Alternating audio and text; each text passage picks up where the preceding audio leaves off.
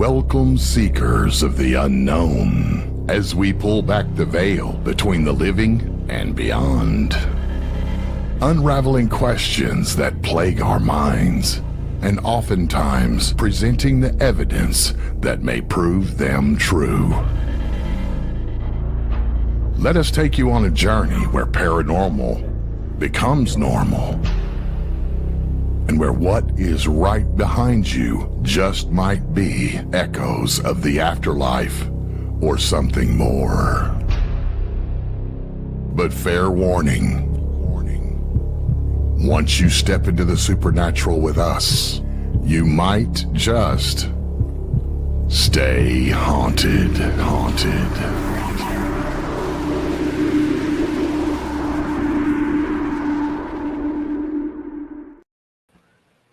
Hello, everybody, and welcome back to Stay Haunted.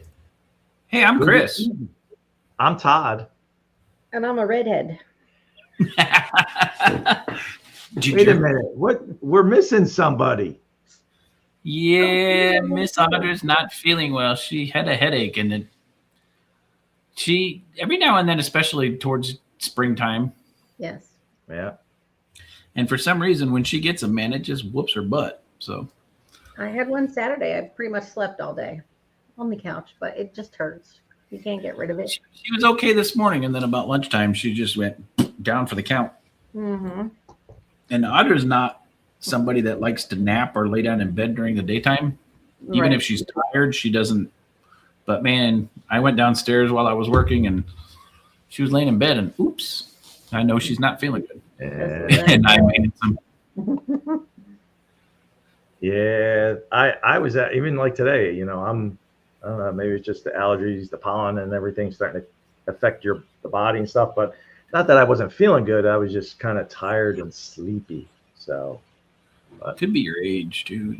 It could be that too, you know, getting older, day by day, minute by minute. So, but happy Monday, everybody in chat. Thanks for tuning in. Happy Monday. Thanks for joining. Glad to be here. Hope everybody had a great weekend.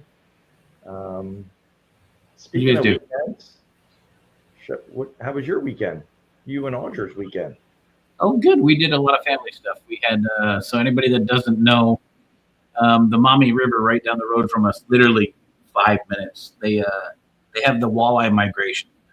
And anybody that likes fish, walleye is the most delicious fish that you could pull out of a river that you've ever eaten. And the walleye migration happens from the end of March until the beginning of May. So there are people literally, you can't, 5 feet apart, fishermen are out there fishing, boats in the water, and guys are catching their limit. For those of you that fish, the limit for walleye is 6 fish, 15 inches or longer a day. Well, there's guys that go out there and they catch their limit within an hour, 45 minutes to an hour. That's how big the migration is. It goes all the way up to Lake Erie. And so anyway, they had a big, Audra and I went out to dinner Friday night and to the casino. We didn't win much. But Saturday we spent time with her mom and her aunt at the Walleye Festival in Maumee, Ohio. And we actually made the news. It was cool. They did the waddle run where some of the fishermen ran down the street with their waders on, and we were on the news. It was pretty cool. But we did that. We spent family time, and that's it's always good because that's one of the main reasons that we moved here, right? Was to spend time with them. Nice. Awesome. I'm sure we have more last year than we did in 4 years in North Carolina because we're close to family. So nice. That's awesome. That's a beautiful thing. Yes, it is a beautiful thing. What'd you guys do? Well, before that, I have to ask, how funny was it watching the fishermen and waders waddled Were they a block and a waddling? half? Well, Ohio is a very competitive state. Oh, I know. And testosterone runs rampant here. So half of it was, okay, he's just showing off. The other half of it was funny. And then towards the tail end, there was this older lady that was probably in her late 70s, early 80s that just kind of walked it. So that was like everybody was cheering for her. And so it was okay. It was their first year having the festival in Maumee, but it was pretty funny. It was all right. You had your testosterone. Nice. And then you had your people that, you know, Wobble. were having fun with it. And then you had your people that you just give them credit for showing up, right? Yeah. Yeah. It would be nice. A funny vision just popped into my head of like the waiters having water in there and hearing the slot, have them do it with water and the waiters sloshing around. Well, it would have been funnier if you'd have went back 10, 15, 20 years ago with the old big balloon waiters, right? Oh, Right, But yeah. the waiters nowadays are like wetsuits, man. And They're like, I have a pair of neoprene. Yeah.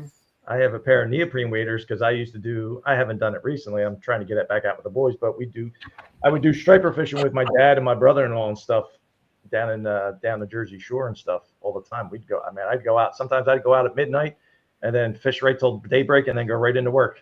yeah, yep. No, but And the only thing that kept Chris from fishing was I don't have my waders yet. Nice. I didn't like fishing, so sometimes I sat in the car and watched them. She was like, so fishing, she would sit on the beach, or you would golfing.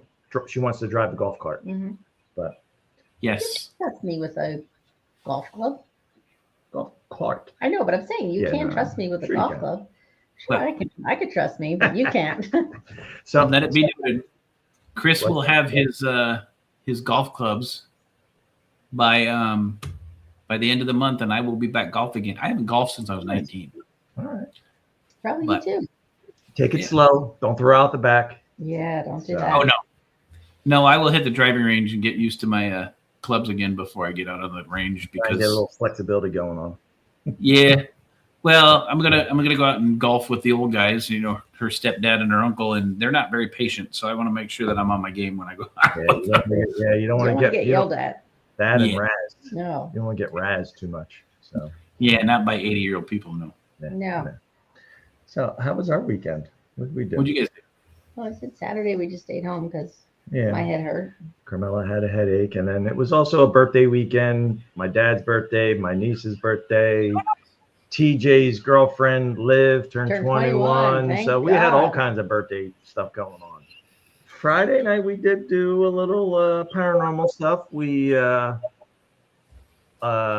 went up to Gail and Kara from 9 Lives Paranormal. We went up to the Boot and Elks Lodge for their Freaky Nice. Friday event. Actually, they're our neighbor, our good friend, and who we first investigated with. And actually, he's going to be a guest in an upcoming couple weeks. Eric Testerman, who we first started investigating with, is a collector of haunted objects. So he kind of his first kind of ease into kind of events and stuff. So he brought a few items and sat around, how they set it up, and they had stations to go investigate and give impressions. Well, and, first of all, he had a Ouija board. oh, I don't touch Ouija boards. I don't go near Ouija boards. So I he should have sent. has it out, and he runs toward me, and he says, "Here, the two of you hold this." So I hold it, and I go, "Motherfucker, it's a Ouija board!" Chris, I'm gonna, Picture, here. I got to send this to you right now. And and I'm like, "Ah!" I tried to get away from it, but chat. he wouldn't let Real me get away fast. from it. He's like, "I got you." I'm like, "Oh God." Anything that makes Carmela say "motherfucker," we got to share. I know, right? Yeah, Right? Yep. Where and the I, heck and I is it? said it, and I was like, "Get up, take it off me."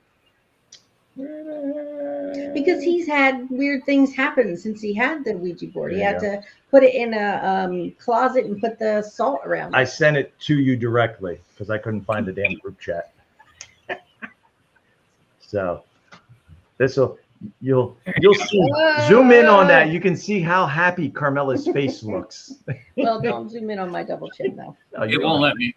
That's Oh, fine. You're, God. you're, Well, you're you turning can- right at the picture. Screenshot, and then you can kind of see It's her. like a finger underneath, just barely holding on. He So- Well, came it's out still in the box, girl. What are you freaking out for? because he's had it. He has it inside this cabinet, and he has to put salt around it because things have happened since he's Yeah, had it. he's had some. So he pulled it out of the salt and let you hold it. Yes, Yeah, he ran toward me. I was like, "What is he doing? What's Divic happening?" box. Let's like- let's hand the Divic box. No, I don't want it. No. I don't want it, but I did it. I think It's that's the last. fine. That's the first time I've held a Ouija board since I was a teenager. Yeah, that's true too. But Wow. So that was our weekend. So we had a good weekend. What did But we do Sunday? Oh, Sunday, Sunday- we tried to go to that. Well, that will explain if anything moves behind you. we'll talk about that when our guest comes on. Oh, okay. So we Oh, but where did we say we were going to take Chris and Audra when they come? We were walking through a park. We were doing something. Oh, that's where I saw the Confederate man. Smithville. Smithville, yeah, Smithville Park. Yep, about 10 minutes from us. So, but weird things were happening. Hey, one last thing before we bring in our amazing guest. Hello, Mary Beth. Hello, Everett. You are handsome.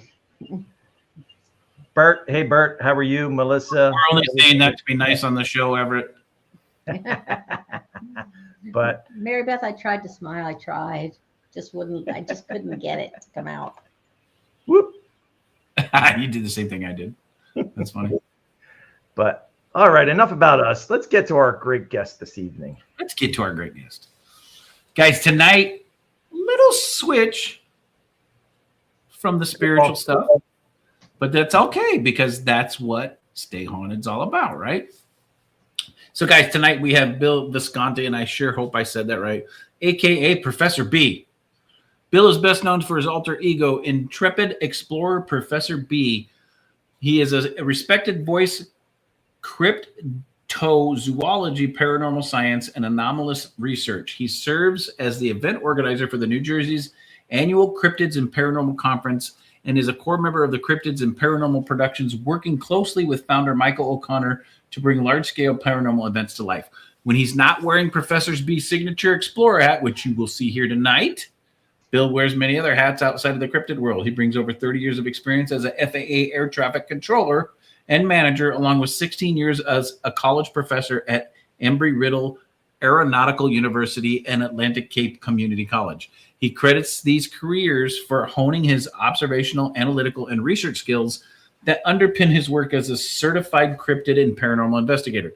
Bill holds a master's degree in aeronautical science and PhDs in parapsychology and cryptozoology. Wow.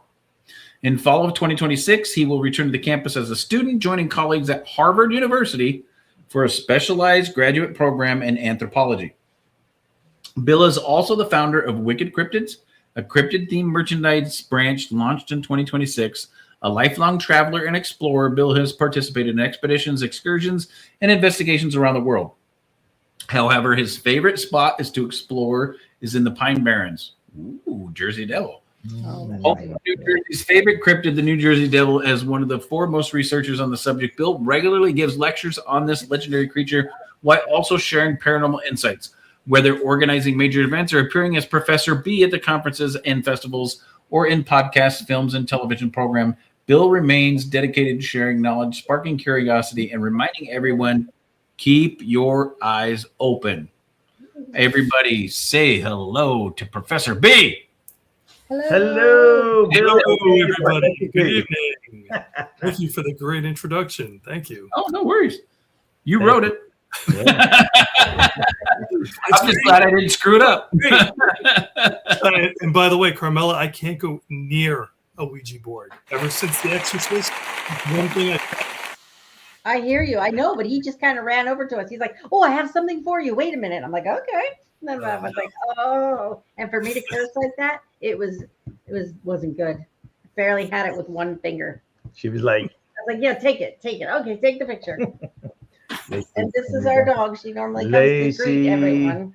This is our German short hair pointer. No, you can't come up here, girl. You need to go lay down. I know you love to interrupt us during our show because we're not paying attention to you, but it's all about Bill right now, aka Professor B. We need to talk. What's to really him. weird is we introduce Bill and crap starts making noise behind me, and Audra's and the dog aren't up here. Oh, really? Well, we know we've had things happen. All our weird things. We've heard noises and voices and peekaboo. Anybody back there? Our green screen. No, ain't nobody back there. So Hope my brand new home's not collapsing on me while I'm sitting here. Oh, I hope not. definitely not. Hope So, all right. Who wants to go first? Chris, you were. Start us off. Start us off. I gotta fix my green screen. Okay. So, Bill, usually what we like to do is when we have guests on, we just like to, one of the questions we ask is how they kind of first got involved in the paranormal, in your case, paranormal / Cryptid, supernatural. Yeah. supernatural field. For me, it was kind of a long road. I was always interested in this stuff. I grew up in a house where it was kind of funny because I grew up in New York, and all my friends, we all played sports out in the street and everything else. But in my house, we didn't watch sports. We would watch things like In Search Of and stuff like that. My parents were into all of that. So I'm sure those influences rubbed off on me. When I was an undergrad, I actually studied anthropology or theology. Loved it. Absolutely loved it. But, back then when you're 18, 19 years old, it's hard to picture going to school for like another 7-8 years to go on to get your PhD. And you really need that in those kind of fields. As soon as I got out of college, within 6 months, I became an air traffic controller. So any thoughts of doing anything else were kind of just dashed. Right. And, I did that for the next, for decades. And when I did finally go back to school, I went for air traffic control. But all the while, I always read and researched and didn't really go out onto the field per se. I was really more with my nose in the books, reading all this kind of stuff. So all the people that I would see on TV, I would read their books and everything, mostly on the cryptid side. But of course, some of that, strewn over into the paranormal as well. But so I would say it had been more like a hobby for a long time. I mean, I was a collector. Like, you look at my crazy room and everything back here. And so I collect a lot of memorabilia. I had done a lot of research. Then a couple of years ago, I was on a cruise with some friends. We went down to one of the ports was Mexico, and we went out to the Mayan ruins. We were in temples, pyramids, and everything else. And it all just came flooding back. And I just said, I miss getting into all this, all the mysteries of the unknown and everything, ancient history. And of course, anything related to cryptids and stuff, that was all a part of it for me. And I said to myself, I know I'll probably be retiring from the FAA in the not too distant future. And I want to do something with that, next chapter of my life. I don't want to just retire and, so I went back to school. Now, you normally, cryptozoology and subjects like that, you really, they're considered non-traditional. It's non-traditional coursework. So, but I wanted to learn as much as I could for it. So I actually did go to a university. Granted, it's considered non-secular because they have to falls like under the metaphysical, and it's not traditional college coursework, accredited college coursework, right. Which is why I don't call myself doctor, even though I took all the coursework to earn the 2 PhDs and the certification, certified cryptid and paranormal investigator courses. Took about 19 courses in total. So it took a while, but I enjoyed doing all of that research. And then I am going to go, like you said in the introduction, in the fall, I'm going to start even a more traditional anthropology program as well, to sort of be a little blend of both. But that's kind of how I got into it, as far as it's always been with me, but it became the type of thing where I didn't want it to just be a hobby. I wanted to become more of an expert in some of these subjects. So that was my goal a couple of years ago.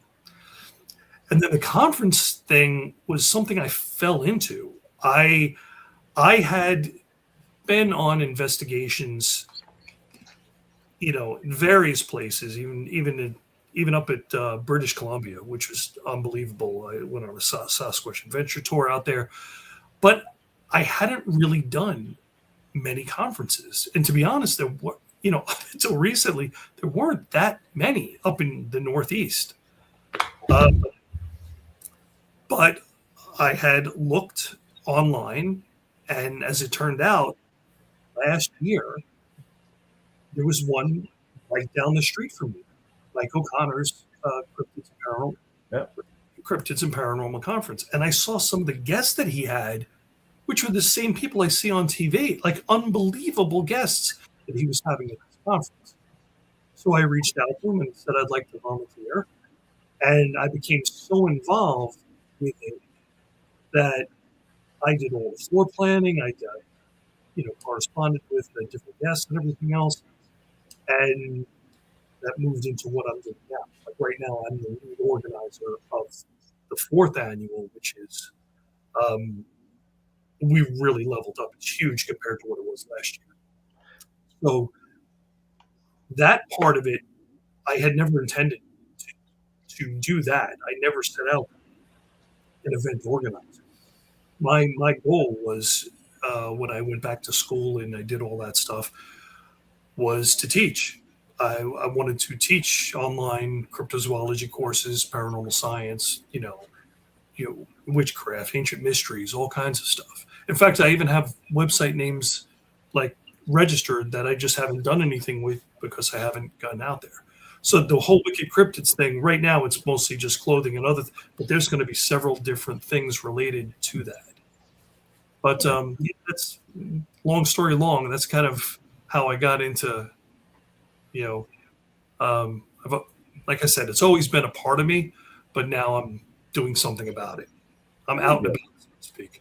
That's actually quite fascinating, because we can relate, Carmel and I, because we've been together since high school, and we've always done the ghost hunting history, paranormal tours and stuff like that, raising our sons. And then about 4 years ago, we finally had our weekends back to ourselves. And then one thing led to another. And now 4 years later, we're doing formal investigations and, supporting other people in the paranormal community and, trying to learn and educate ourselves as much as possible. So we can relate with you in that aspect of having, been a lifelong kind of interest until recently now, where it started as a hobby, but now it's more serious as far as the research aspect of it. So we do have a quick question here I see from Friday. What would be considered the most intelligent of all the cryptids? That's an excellent question. That is an excellent question. So I would have to say, that could go in one of two directions. One, anything that's in that hairy wildman family, Bigfoot, Sasquatch, Yeti, Yeren, all of those, that, if those creatures do exist, which I believe they do, and I believe they're more flesh and blood rather than paranormal or anything like that, them being pretty much a cousin to humans would probably have, I would say, the most significant amount of intelligence. But, if there are any giant cephalopod type creatures out there, which there probably are, Kraken, there's already giant squid and everything else. Right. Yeah. Cephalopods are incredibly intelligent. I've watched a couple on the giant squid, because there's a Japanese researcher, I believe, I forget what the gentleman's name, and they've gone down there and they've seen the what is it, the sperm whale, I think, that goes down and feeds on them, and they've come back and you can see the battle scars basically. Oh yeah. Right. So it's fascinating. So there's a lot of stuff down in that ocean depths that we don't know about yet. Yeah. Well, they recently discovered a megalodon. Really? Yeah. Well, they're calling it a megalodon. It's much smaller. Right. But it was they recently, what was it? They found a shark that was registering over 300 years old. Oh shit. Oh, there's the depths. Well, I do know there's that one shark that they found up in up, I think, off the coast of Norway somewhere, up in one of those seas. That was it dated back to like the 1600s or something. Yeah. Like Still had the 1600 harpoon in its side. Yeah. just crazy. Hmm. Yeah. So I got a question for you, Bill. So most of our audience is, when you lean towards the paranormal, they lean towards the spiritual, afterlife type stuff. Can you explain to our audience what falls underneath the definition of cryptids? Sure. Actually, when I do give talks, this is one of the first questions that I get into, where I kind of explain a definition of cryptids, even paranormal and supernatural. So when I talk about this stuff, and I start off with talking about paranormal, I basically say, all right, so what's paranormal? It's basically anything outside the normal, outside of our current scientific understanding. So you have things like ghosts and aliens, UFOs, and everything else. Things that maybe in the future we will understand. So maybe we will then have that scientific understanding. Right now we don't. Those are paranormal. Cryptids are basically not just undiscovered animals, because there's tens of thousands of undiscovered animals out there. These are the ones that are more chalked up to, myth and legend, Bigfoot, Yeti, Jersey Devil, lake monsters, stuff like that. And they're ones that are reported but not recognized by science. And truthfully, they won't be until a body is discovered. The question comes up, are cryptids paranormal?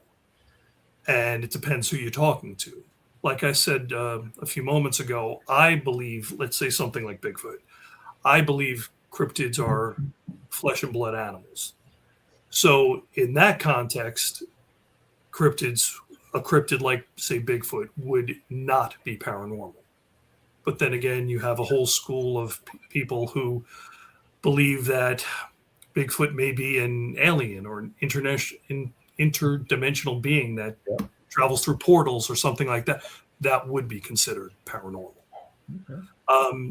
And then the supernatural, that's a separate thing. It's above the natural. It's outside our natural laws, and that's usually deities, gods, demons, angels, things like that. So usually that's one of the first things I talk about when I'm giving a talk. All right. That makes a lot of sense. Yeah. Here's another question from Friday House. Has there ever been a cryptid that was later proven to be real? Yes, there was. I think there are a few, but there's one that comes to mind. I think it was out in Australia or New Zealand. It was called a devil bird. It was a type of owl that had a screech like a woman being murdered. And for the longest time, they thought it was a mythical animal. And then it was eventually discovered. The ones that you normally see that used to be associated with the International Society of Cryptozoology, things like the pandas, the panda for the longest time was believed to be not real. It was, after years of reports about it, someone came up with a pelt and said, no, look, this is a real thing. And it took them decades to find it out, Mongolia and different areas of China and stuff like that, where they looked. So there are some that have been proven to be real. One more question from Mary Beth. What would you classify a Wendigo? Yeah, and I usually try to put together a list of cryptids. That's one that we usually don't add to the list, because it's considered more of a spiritual being. Spiritual, yeah. And that and skinwalkers, all that.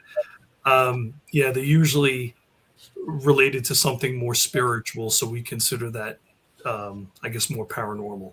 Although sometimes it gets lumped into the whole, Right. cryptid conversation.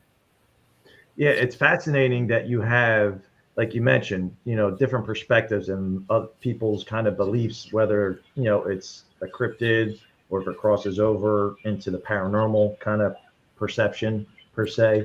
So it is interesting to see different people's point of view and how they feel about the different Yeah. topics of cryptids. And so, do Yeah. you have a question? So I'm trying to listen to the background. oh, you're trying to listen to the background. You don't hear voices? I hear him. Yeah, I do hear something. Yeah, I All hear right. something. Yeah. I'm thinking to myself, is someone talking to me? Like, what is happening? It sounds like Probably whoever was walking behind me. kids.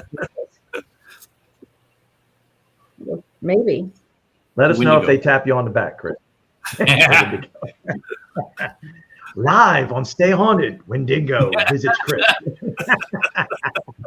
Well, to go back to Todd's point, I think it's fascinating that cryptozoology studies that you've done, that it's fantastic because you go into the world of the supernatural and the paranormal. A lot of people will encompass like the Mothman as a cryptid, where technically the Mothman is more of a myth or a spiritual metaphysical creature, right? Yeah, there's two different schools of thought on that too. Yeah. Yeah, I know. I lean more towards that being something that was biological as opposed to spiritual. I don't know what, maybe some kind of giant owl type thing or whatever, but I'm not sure. But then you have a lot of people that say it comes as it's almost like the precursor of doom, or Right. where it shows up at certain times, and so it's there are definitely different perspectives on this. I probably do lean more towards the cryptid side, but there's actually I'm connected much more with paranormal groups. There's so many like in that world that that I communicate with, that I'm involved with. So it's interesting to hear the different perspectives. So I got a question for you. So Yeah. you've done a ton of studies on the Jersey Devil and the Yes. Plain Barrens. Yes. Which way do you lean with the Jersey Devil? So the Jersey Devil is it's a really interesting one. I'm not the type of person that will come out and say that something doesn't exist. I will always try to keep an open mind with this stuff. But unlike almost every other cryptid that I can think of, most cryptids, there's either some kind of indigenous history or the eyewitness reports or whatever. That did not happen with the Jersey Devil. The Jersey Devil, this legend, the 1735 Mother Leeds, all that other stuff. For anyone who hasn't really looked into the history of it, it was almost definitely a case of religious defamation. Basically, when you had Daniel Leeds, which the whole legend revolves around this one man, Daniel Leeds, who was a prominent figure in the Quaker community down in the Pine Barrens. And this was pretty much early 1700s. And he was even the counselor to the first governor in New Jersey. So he was a very prominent figure. Even though he was a Quaker, he created something called the American Almanac. And I know we really use almanacs these days, but back then, and even decades ago, whatever, farmers used them a lot because it predicted seasons and sunrise and sunset, important information they needed to know. But Right. a lot of that was tied into astrology. So there was a lot of astrological elements included in this almanac, and the Quaker elders did not like it at all. They defamed him. They called his wife a witch. They called him the harbinger of Satan. And they basically said their unholy union produced this demonic offspring. So that's almost definitely where this whole legend came about, with Mother Leeds giving birth to this demonic offspring who really kind of looks like a blend of the Christian devil, and there's this Native American forest deity called Emsing, M''Sing, which looks kind of a little like a Bigfoot with horns and wings and stuff like that. So it's almost like a blend of the two. And the Quaker elders, they interacted with those Lenape Indians and everything. So personally, I kind of think that's really where this came from. And then over the years, things kind of exacerbated it. Like Daniel Leeds' son, Titan, took over the magazine, took over the almanac. And his direct competitor was Ben Franklin. Ben Franklin or Leeds' almanac. And the two of them used to throw barbs back and forth. And Ben Franklin used to play up the whole Leeds family being evil and everything else. That kind of kept it going. And then there's other things too. But then what's really, really interesting about this is that in 1909, there was 1 week, January 16th to the 23rd, 1909, there were hundreds of reports. So what were people seeing? If this was just a legend, and even decades since, all the way up until now, what are people seeing out there? So I had done a few segments for a couple of weeks. I was playing around with AI and faceless reels and stuff like that. And one of the ones that were generated that I posted on our TikTok and Instagram was about the Jersey Devil, and it talked about the history and the Leeds, and how basically Philadelphia, like the towns of South Jersey and Philadelphia, like once these reports came out, like they were shutting down schools and stuff like that. So schools, it was factories. It was wild. And then I think it was Philadelphia. I forget. It was who exactly was it? It may have been the Philadelphia Zoo was offering like a $10,000 reward or something like that, right? Or if somebody was able to go. Yeah. Go hunting the Jersey Devil and capture it, type of thing. So did you guys ever hear this part of it? So it was never called the Jersey Devil. It was called the Leeds Devil. And then after all those reports in 1909, it was even in the Philadelphia Inquirer. Mm-hmm. And in fact, if you ever see that picture, which doesn't look like a scary creature, just looks like something with a long neck and this goat-like face or whatever. But what happened was there were these guys that ran Philadelphia's Ninth and Arch Museum. It was like a Ripley's Believe It or Not. It had the 3 floors and different exhibitions and stuff like that. But it was like a Ripley's Believe It or Not. So they saw the popularity of it and they said, let's stage an exhibit. We'll say we captured this thing. They actually staged a hunt, said they went out there and captured this living dragon or whatever. And what they did was they actually, I don't know how they did this back, whatever, in 1909, 1910, whatever, but they rented a kangaroo from Buffalo, New York. They brought it down. They painted it green. They stuck wings on its back. They put it in a darkened cage in the back and exhibited it for people coming in. And they had a boy with a nail on a stick stand behind the curtain and stab the thing, and it would screech. And it was incredibly popular for weeks until it was proven to be right. That's like they're the ones. Sideshow. They're the ones that really gave it the name Jersey Devil because it sounded better. That's right.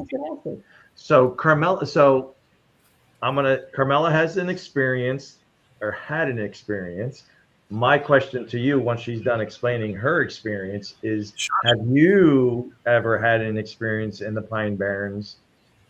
So I'm gonna let her kind of. It was just something floating through the air. My son and I were driving home, and we looked up through the sunroof, and it was huge. It had a huge wingspan. Could it look like a pterodactyl? I don't know, but it was all white, and it was really moving slow, and we're just watching it go by. Nobody thinks to get their phones or anything, and we're just watching it go by. And then I thought, okay, I'm not going to say anything because I'm weird. Maybe it was just me. And TJ said, are we going to talk about that? I'm like, what did you see? This huge thing with a big wingspan that was flying above us, moving really slow.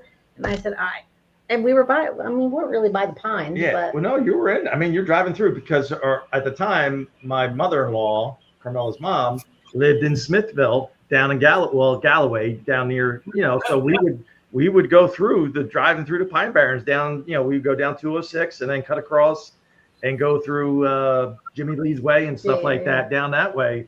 The Pine Barrens start a little south of me and they go all the way down, actually even up north. Yeah. So now, do you remember what time of day it was? it was night. Oh, it was at night. Yeah, it was night. It was like probably 8:00 at night, probably. During the summer? Yeah, it was during the summer. He had football practice, and we were driving back down to the beach.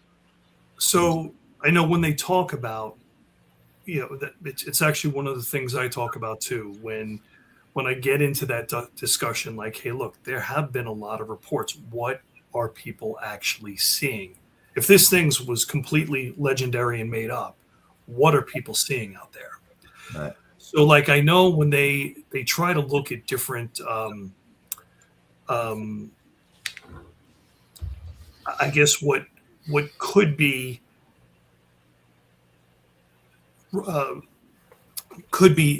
I guess, known creatures that might exist that could be either misidentified or whatever. Some of the ones that they talk about, there's a sandhill crane that some ways it does look, it has the same kind of wingspan, the same kind of legs, the same kind of long neck, but it hasn't lived in that area in a long time. So a lot of people rule it out, but if you look at some pictures side by side, there are definitely similarities. Another one, I know when I've been out there, last July 26th, we did a Jersey Devil and Bigfoot hunt in the Pine Barrens. And I will say this much, the Pine Barrens is super creepy. Creepy AF, Bill. It's creepy AF. Oh, yeah. Yeah, so very, very creepy. And we were right by the Blue Hole, legendary home of the Jersey Devil. Oh, the Blue Hole. Oh, come on now. Listen, not to interrupt. We took a drive yesterday because it was beautiful. It wasn't at night, but we went down to Addison Lake and right where Addison Mansion was. And we started driving on Quaker Bridge Road. We started driving deep into the Pine Barrens. I'm like, holy shit, how far does this road go on? And I'm like, let's go to the Blue Hole. What did you say? Hell no, I'm not going to the Blue Hole. If you can drive the car to it, I'm not getting out of the car and I'm not walking.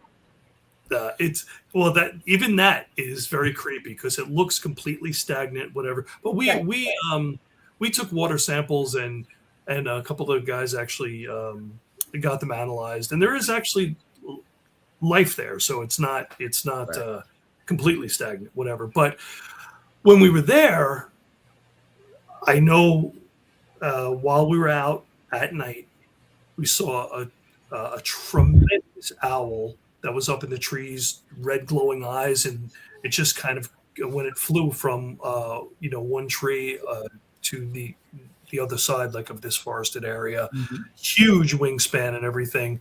So some of those type of owls, people say, could be misidentified. There's some people that believe that it's a living pterodactyl or whatever. I don't. I've heard that story also. Yeah, there's a small there was a small pterodactyl called Pterodactylus antiquus, which looked kind of similar to what the reports of the Jersey Devil were. But I mean, not only did that die out in like the Cretaceous period, millions of years ago, there was never any fossil evidence of anything like that existing in New Jersey. Not to mention the fact that, if there were, a family of pterosaurs living, I mean, there'd probably be one as roadkill on the side of the Garden State Park by now. One interesting theory that I don't think is substantiated at all, I don't know if anyone's even done real research into this, was if there were just some kind of a mutated bat. Like that story in 1909, some people, including me, wonder if it could have been a hammerhead bat from Africa, which, I mean, they look very, very similar. If you look at the face, the large face on this, I mean, even the scientific name, I think has, translates to monstrous or something in Latin. But that bat, could it have boarded a cargo ship in Africa? Never say never. I mean, stranger things have happened. I mean, the Delaware River that leads right to Philly, the ports and everything else go right by the Pine Barrens. Right. If something, I mean, granted, those things normally eat fruit and everything, but they do also eat insects and have been known to eat small mammals. If it gorged itself in the bilge of a ship, got out, and now it's, flying in the out of its environment in the winter, and now it's hopping around, attacking things, whatever. That's a possibility, but that's not what, when I was talking about the whole mutation kind of thing. I heard a theory that where someone said that if there were bats that had this recessive gene, that maybe every third, fourth, fifth generation, something had a larger wingspan or maybe a misshapen head. Granted, it might be something that wouldn't survive too long anyway. It would be something that only maybe shows itself every handful of decades. It's a possibility, but I mean, I don't know of any proof or studies done into anything like that. But a mutated bat is also another possibility. So there are about maybe 4 different possibilities. But now you, Carmela, you saw something flying. Yes. Most, believe it or not, if you look at most Jersey Devil reports, they don't report something in the air. They report something on the ground, leading through the forest, furry. In fact, some even say has simian features, ape-like features. The reports read more like a Bigfoot sighting. Okay. More so than Jersey Devil sighting. Okay. Interesting. Well, we said maybe it was just a really big garbage bag. I don't think it was. I mean, again, I won't rule anything out, and we still go out there looking. We're going to be doing the Jersey Devil hunt this summer too. That's going to be pretty intense. But that might be something we want to. Yeah. Well, Bill brings up a very great point. So there's a theory called environmental adaptation when it comes to animals, right? The theory of evolution, DNA changes to adapt to the environment, right? So if something was brought in that was used to a different environment, through genetics, it would adapt and change, which could have changed not only its size, but it could also change its appearance, which would give it an appearance of something that is not known to science, but it is adapted to the Pine Barrens because it's not used to the environment that it was in over generations of reproduction. That could change the look of something that could not be identifiable. And because of the myth of the Jersey Devil, right? Or the Leeds Devil, or whatever you want to call it, people are relating the two. And then you throw in the fact that the Pine Barrens is a very indigenous, spiritual, Native American area. You throw into that energy on top of the adaptation of other animals brought into the area. It very well could be something that could be very well explained if you just got a hold of the damn thing and did some research and didn't poke the kangaroo, right? Right. Absolutely. So real fast, Friday's got another good question. Are there any cryptids that are largely considered man-made or from another planet? I probably know what Bill's answer to this is going to be. Cryptids that are man-made or from another planet. So there are a couple of cryptids that almost fall into the let me backtrack. These are considered cryptids, but they really are probably more aptly categorized as extraterrestrial type things, like the Flatwoods Monster, those other ones, the crawlers. I can't remember what they're called right now, but there are probably 2 or 3 cryptids that there are very few reports, and people even associate those reports with UFO activity in the area. How those things came to be lumped under the cryptid umbrella as opposed to extraterrestrial, I'm not sure. But the other ones, man-made. Man-made, do you mean as in hoaxes like that type? Or what do you mean by man-made cryptids exactly? Yeah, Friday. I didn't know if you could throw that in chat, kind of. Yeah, if it's more of a, like you said, just clarify that. Yeah, because the way I'm reading what he's saying is man-made, as in like made up.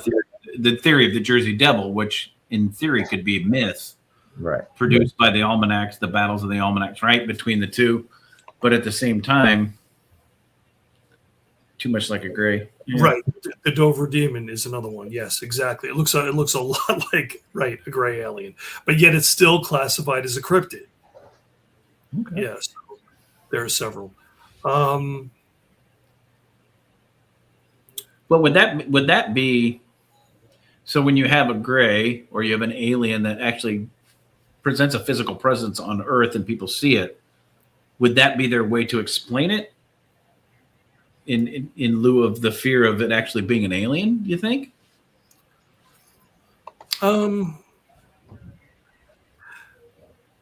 Yeah, I'm not sure.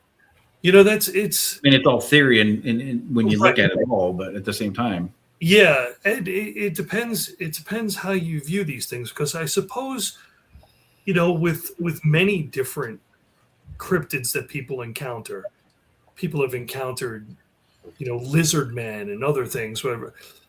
But yet that could almost be considered like you hear about reptilian aliens and everything else. There's so many different things where it's a fine line that you're drawing between what's considered maybe an undiscovered, undiscovered, creature that lives here in North America or something like that, or elsewhere, or something that came, whether it's extraterrestrial or interdimensional, or something that came from like Hollow Earth or something like that. There's so many different things, and it's like you said, Chris. It's really just all theory. It's like it's hard to say. Sure. It's just a lost Chewbacca. That's funny. It is funny. Yeah. So I don't know. Do we want to go down the UFO rabbit hole, Chris, or because I know we're going to have, just to give our audience a little teaser, but we're going to have Professor B back on in a couple weeks, right, with Mike. So I didn't know if we want to jump down that rabbit hole now, or maybe leave it for. That's a hard question when you ask me that question, because I told you my theory on aliens in the past. For us to think that we're the only intelligent life in this vast universe that we have, that we don't even know how far it stretches, is pure arrogance. And to think that the human race is one of the most intelligent things within that vast universe is a joke, because we don't act all that intelligent most times, right? Most times. So we could go down the UFO path, or we could save it for the next time that Bill's on. But I was going to say, why don't you guys let me know if you want? I could do a UFO story, or I could do a ghost story. Which you'll go you prefer? Let's go ghost story. We'll see let's go for next time when Mike. Yes. Can. Okay.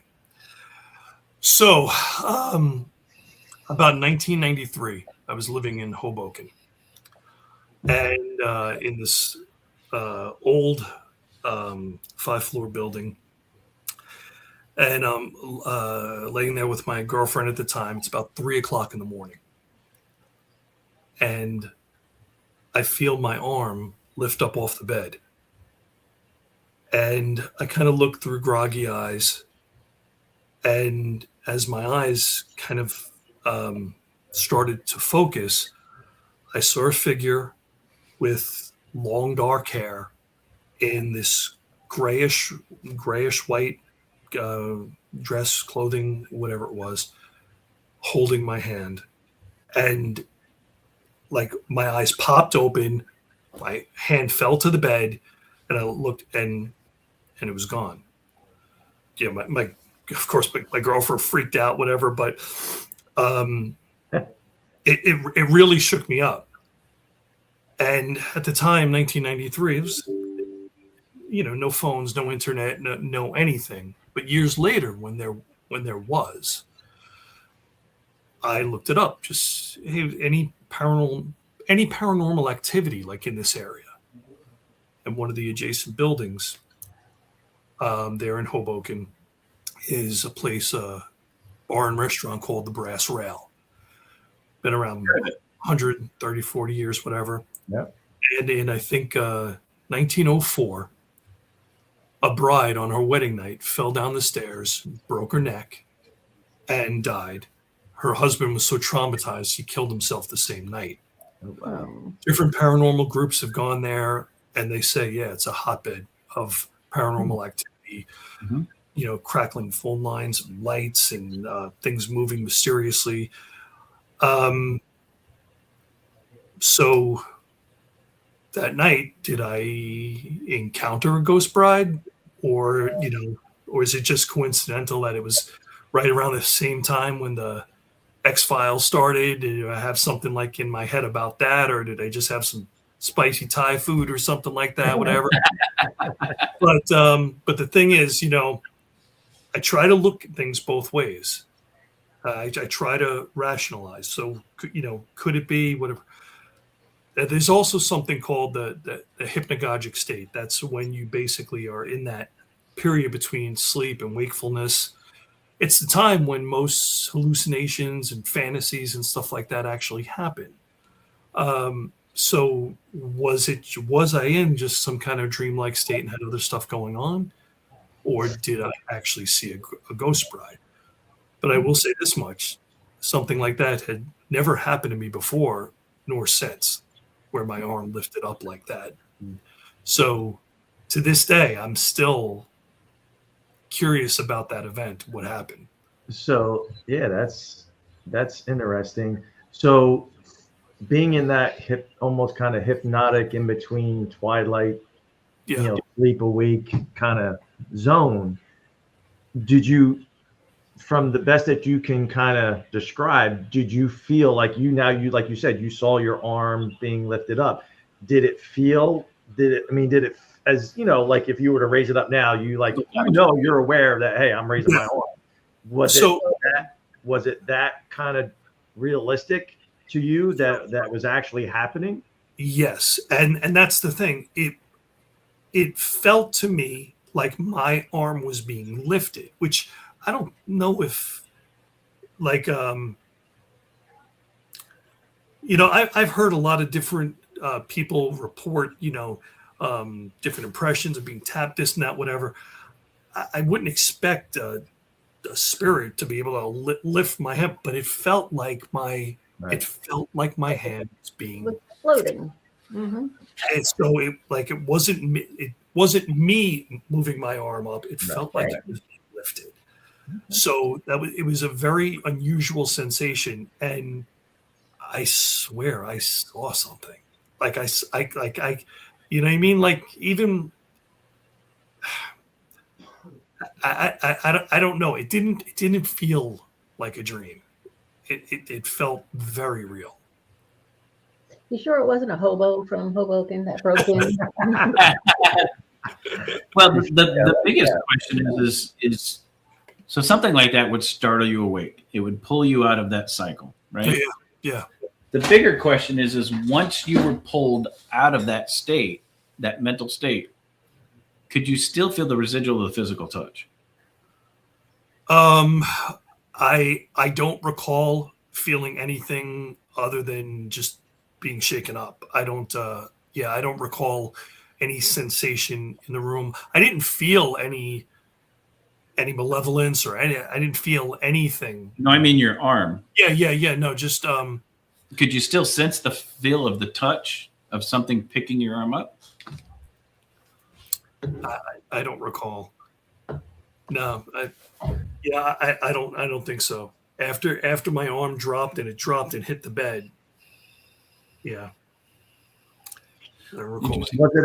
Was it at that point when you kind of snapped to, when you went, to the best that you can recall, that when your hand dropped and hit the bed, that's when you kind of came to and, you know, fully awake per se? Well, that's the thing. I think my eyes completely popped open before my arm dropped. Right. All right.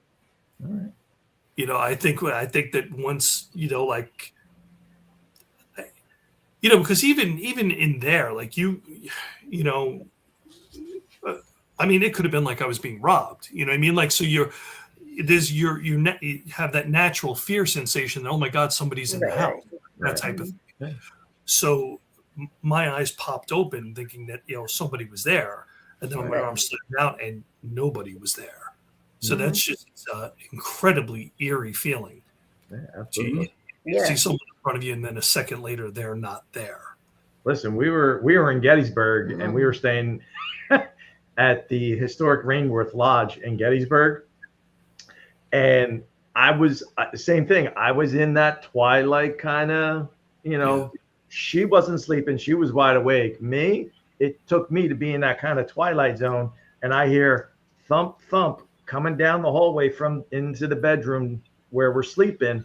I hear footsteps, and you talk about, and that's my reaction, how I can relate to what you're saying. Like, as soon as I heard that, I'm like, what the, part of my French, fuck, what the fuck was that? Were those footsteps I just heard? She's like, she was nice and calm. She's like, she does this. Yeah.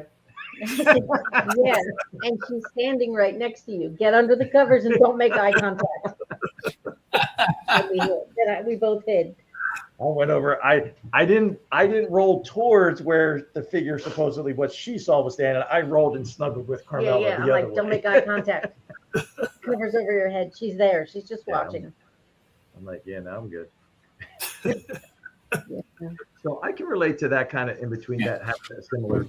I mean, think about like when your kids wake you up in the middle of the night, like they startle you because you're not there. So you freak out a little and then you're like, oh, wait, okay. So, Yeah. Interesting. It is. So that one's a hard one. Was unsettling though. Yeah. That one's a hard one. Yeah.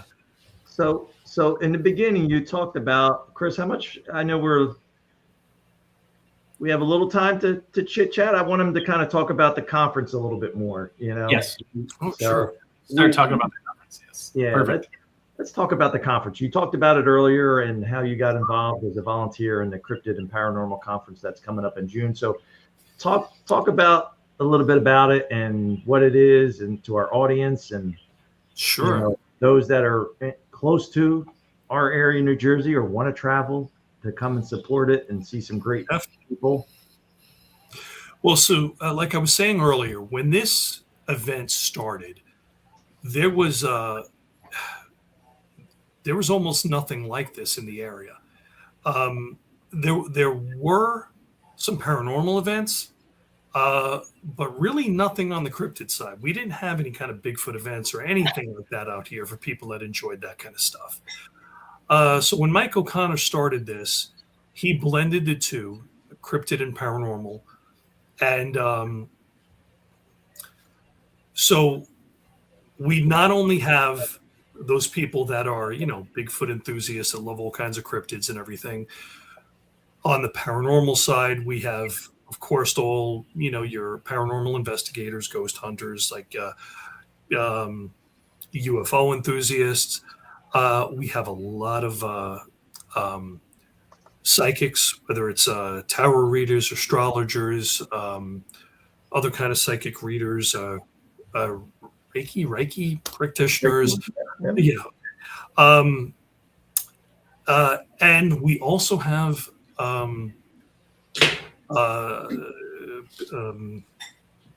groups of witches or into like all kinds of Eastern and spiritual type elements, and horror as well. In fact, our associates that we work with each other's conferences.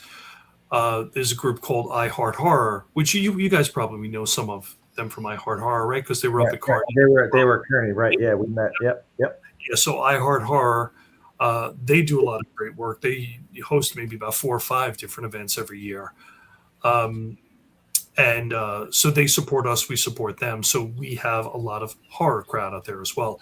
So we have a real blend of all of these different types of people that are into that,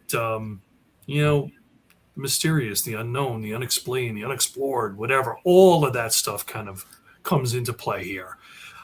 So we want to do whatever we can to promote the paranormal and cryptid community. So we really invest a lot into this. We have 7 guest speakers. We have Dr. Maria Mayer from Expedition Bigfoot, Adam Davies, he's been on Monster Quest and a lot of other shows. We have April Bassett, who's the psychic housewife in New Jersey. She's going to do an 1.5-hour gallery reading, which that's something we've never done before. So anyone into that whole psychic mediumship and this crossing over, I think her show is called Messages from the Other Side. We have noted cryptozoologist Ken Gerhard, Katrina Weidman, who she's a huge paranormal investigator. Katrina, she's I think been on like 4 different shows. Yes. 4, maybe 5. Portals to Hell, Paranormal State, Paranormal Lockdown. And who else? Brittany Barberi, who's she kind of does it all. She's cryptozoology, she's paranormal investigator, ufology, all of those different things. Jason Kenzie, searching for Sasquatch. We have Mark DeWorth, who he does the New York and Ohio Bigfoot conferences. Gwendolyn Purcell. I'm not sure. Do you guys know Gwen Purcell? She does the Bigfoot and Cryptids huge, massive conference out in a festival out in central Pennsylvania. She had like 14,000 people there last year. Wow. It's a tremendous event. And she's great. She's going to be there. We got Mark and Mark from we're New Jersey. And Mark Skirman. They're great. They come every year. They're fantastic guys. Kenny Irish, the cryptopunkologist. We got Mike Famelin, another Bigfoot researcher. Father Evil. We got Rochelle Davis, who was in The Crow, actress from The Crow. Jim Segala, who was he was on Secret of Skinwalker Ranch and Mystery of Blind Frog Ranch. Daniel Taverna, who she's psychic astrologer. She's excellent. We got Christy Cesar, he's on a show on Netflix right now. He's the ghost boy. Yep. So we're looking forward to having him there. Biker Bigfoot will be there. Ron House. So we have our speaker. Unfortunately, Madam X had to drop out. She had an injury. So we have Esteban Sarmiento, who's a noted primatologist. He's going to be our master of ceremonies. And we have a guy named Mr. Haunt, who's going to do the Best in Boo costume contest. And then, of course, you have Mike O'Connor and Professor B will be there. So it's a stellar lineup. I mean, you got a little bit of everything. I mean, so it's definitely worth if you're in the area or, just around the tri-state area, man, it's definitely worth a visit. We attended last year and it was, like you said, right around the corner from where we're at, and it was a great event. Very, a nice mix of, cryptids and paranormals, and nice, like it's interesting to kind of talk with, because we're paranormal, we deal with the paranormal on a regular basis, but to kind of always have that curiosity about the other areas of the supernatural, cryptids and stuff like that. So it's always nice to talk and learn a little bit about and be educated about things that you're not, Right. Yeah. focused on all the time. So And since you were there last year, it's this year we decided to level up. Like we really leveled up like 4 times. So like, I was like, yes. oh man, I saw it. I was Yes. like, holy cow, they're going big time. Yep. So it's going to be at the Crown Plaza Princeton Hotel and Conference Center. So we chose Princeton because it's almost equidistant between Philly and New York, and of course it's central New Jersey, also close to Pennsylvania. So we're hosting it there. It's a 400-seat amphitheater. We know people have been having a hard time with the economy, with gas, with everything else. So like I said, this is for us, this is more a labor of love. So we decided to simplify our pricing. We put it at $45 a ticket. It includes taxes, fees. There's no codes, no catches at all. That's it. $45 is the price you pay. If you just want to come just for the vendors, there's going to be like 80 some odd vendors there. It's just $5 for admission. And children are free, students are free. So we're trying to make it as accessible as possible for people. And there's also, we have that a VIP luncheon where if you want to dine and chat, hang out with the celebrity guests, you can do that. Or we even have an event ticket and combo package that's discounted on top of it.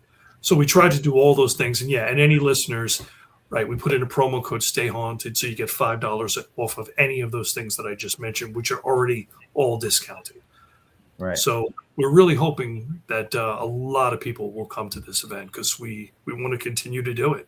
Yeah. This is our 4th annual, and we want to keep doing it every year. Right. And guys, to get into a little bit more details for everybody watching, anybody that's up in that area, it's the New Jersey's Cryptid and Paranormal Conference. It's Saturday, June 6th. It's at the Crown Plaza Princeton Conference Center in Plainsboro, New Jersey. Event tickets are only $45 with no taxes, fees, codes, or catches. They have a VIP luncheon or event ticket luncheon combo where you can hang out with the celebrity guests while enjoying delicious buffet lunch. It features 7 speakers and 12 special guests, live gallery reading from the New Jersey psychic housewife, April Brissett, 80-plus vendors, psychics, authors, artists, Best in Boo costume contest. Come on, guys. Get dressed up. I've posted to Stay On and Beyond the Voices. Todd, I'm sure, will put out a ton of promos for it. We've put it in Swan Paranormal website, guys. It is all over. And remember, enter the promo code Stay Haunted. You receive another $5 off whichever ticket you buy. That is fantastic. Thank you. And it's less than 8 weeks, so it's coming up. It's less than 2 months away. Yeah. And we've got a ton of you guys up in that area, guys. You all are within driving distance. Uber, let Uber pay for the gas, if you don't want to pay for the gas. But Stay Haunted promo code, guys. Don't forget it. All caps. All caps. Always all caps. Always all caps. No other way. All right. So it's been fantastic having you on, Bill. Thank you so much. This was great for me. I'm not a huge cryptid guy. I'm mostly into the haunted paranormal type stuff. But this was fantastic for me alone because the difference between mythical and cryptid, the way that you explained it tonight was phenomenal for me. Thank you. I really appreciate that. That was fantastic. Guys, I want to give me 2 seconds here. Bill will be back with us on May 4th. May the 4th be He will also be with Michael O'Connor. Yes. Where we'll dive a little bit deeper into the UFO stuff, a little bit deeper into the cryptid stuff, but we'll definitely have Bill back. But make sure June 6th you guys get your tickets, right? Absolutely. Awesome. Bill, thank you so much for joining us tonight. We will plaster the New Jersey Cryptids and Paranormal Conference all over Facebook.